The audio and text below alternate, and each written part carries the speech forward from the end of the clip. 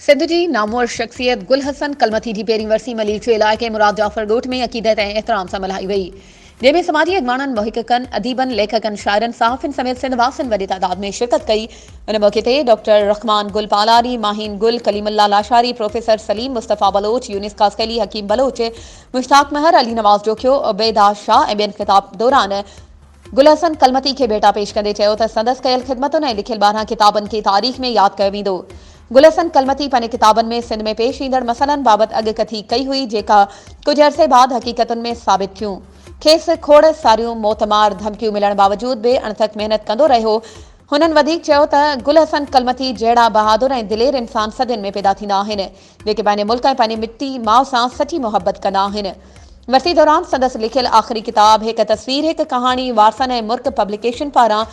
महूरत कई वई। इन मौक़े ते रमज़ान मेमण, यूनिस आज़ाद, खलील अहमद वाढेलो, रमज़ान बलोच, कादिर बख्श कलमती, हनीफ काछेलो, जमाल नासिर बलोच, अबीरा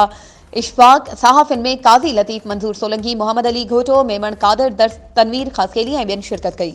वधीक ख़बरुनि ऐं अपडेट्स जे लाइ असांजे चैनल खे सब्सक्राइब कयो ऐं हा, बेल आइकन खे प्रेस करणु न विसारिजो त जीअं असांजी हर नई अचण वारी वीडियो तव्हां ताईं पहुची